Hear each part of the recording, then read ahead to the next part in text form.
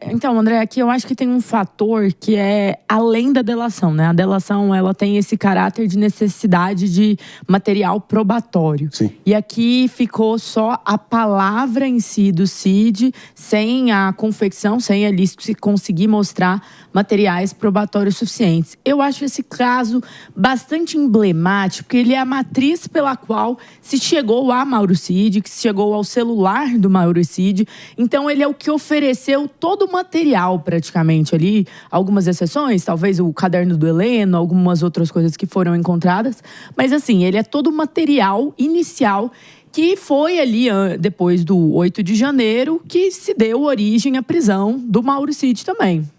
Até mesmo em questões relativas às joias, aos relógios, também está envolvido em arquivos encontrados dentro do celular do Mauro Cid. Então, é a raiz de tudo. E aí, quando você olha para essa raiz, tinha uma coisa muito estranha naquele início de busca, que era, nossa, mas uma falsificação de um cartão de vacina com foro privilegiado a pessoa, no caso ali, a figura era o presidente, mas espera, mas ele não estava mais como presidente.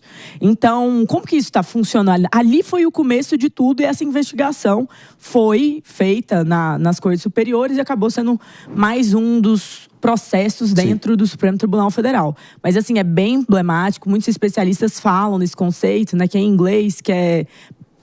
Em português eu acho que seria pesca probatória, né, Pepe?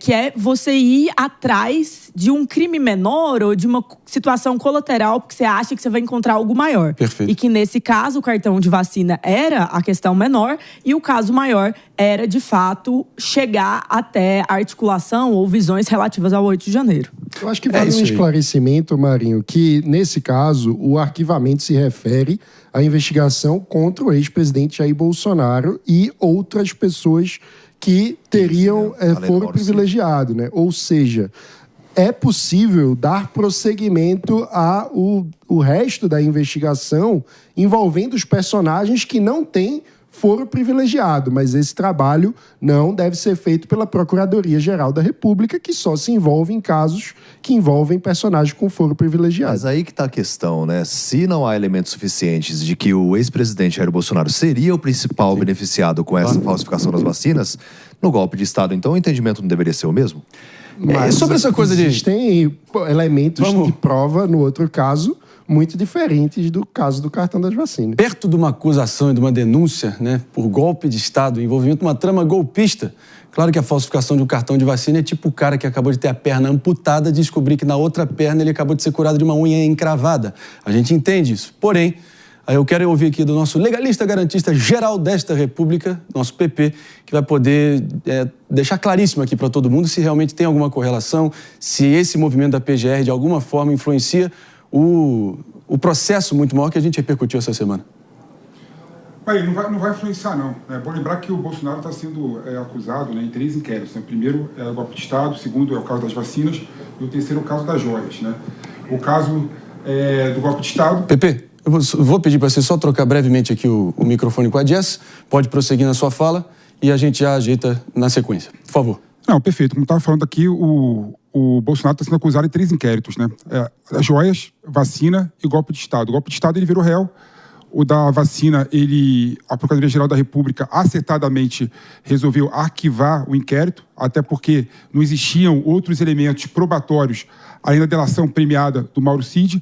A gente sabe que, pela jurisprudência do STF, em relação aos casos da Lava Jato, né, a delação premiada é meio de prova, não é prova. Então, tem que ter outros elementos probatórios, outros documentos que comprovem a alegação do delator e a alegação da polícia que faz a investigação inicial. E não teve nenhum elemento probatório além da delação do Mauro Cid. Por isso, a PGR pediu o arquivamento. É bom lembrar que o Alexandre de Moraes pode voltar para a polícia o inquérito, não aceitar o arquivamento e continuar a investigação. Mas eu acho que isso não ocorrerá, porque realmente o caso da vacina é o caso mais fraco, né, de todos esses 3 casos aí. Até porque é meio ilógico, né? O Bolsonaro fala para todo mundo que nunca tomou vacina. Em 2022, quando ele foi para os Estados Unidos já não pedia mais a aprovação da vacina para entrar nos Estados Unidos. Atualmente seria absurdo você colocar o ex-presidente Bolsonaro nessa trama da vacina, não é por aí. E só um ponto que eu acho importante destacar, Marinho. Por favor. Existe duas teses, né? A tese do Fish Expedition, né, que é a pesca predatória, quando você vai até uma pessoa sem saber o objeto da investigação e consegue devassar a vida da pessoa de modo a encontrar provas de outros crimes, isso é ilegal, isso é inconstitucional. Existe o tal encontro fortuito ou encontro eventual, que é quando você tem uma investigação direta, definida e certa, como é o caso da vacina, e você consegue identificar outros elementos de crime, né? Nesses casos, a jurisprudência da Justiça, do STF, do STJ, é que não há ilegalidade. Isso não é de agora, não. Sempre foi assim. Agora, a discussão se é pesca predatória ou se é encontro eventual no caso das vacinas, isso aí a gente pode discutir de forma eterna a situação. Mas como a questão da vacina existia uma delimitação da investigação, existia provas, né, de que houve fraude de bens, de documento público, né? Eu entendo que nesse caso específico daria para falar que houve pesca predatória, e sim encontro eventual. Mas, em relação à vacina, a Polícia Federal não encontrou nenhum outro elemento que não fosse a delação do Mauro Cid. Esse é o problema. Em relação ao Bolsonaro, né? Porque é importante esclarecer isso. Fraude do sistema para a inclusão de pessoas lá, como se tivessem tomado vacina e que, na verdade, não tomaram, isso existiu. Isso foi comprovado. Isso vai prosseguir. O que não foi encontrado foram outros elementos de prova que corroborassem o envolvimento do ex-presidente Bolsonaro nesse esquema. Mas o esquema em si existiu e está sendo tratado pela Justiça.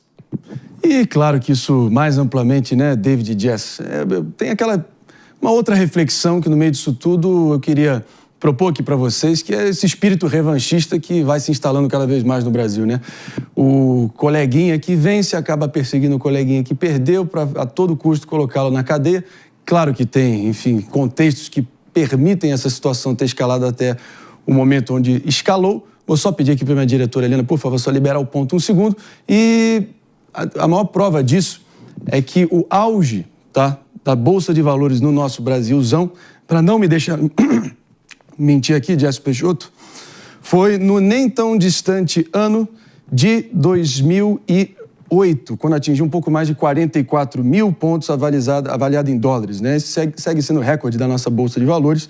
Traduzindo, a economia brasileira está há no mínimo 17 anos parada graças a essas guerras políticas. Será que vale a pena? Será que pelo menos depois desse enredo todo que já está caminhando para um desfecho previsível, a gente vai ser talvez uma linha ali na areia para mudar essa mentalidade?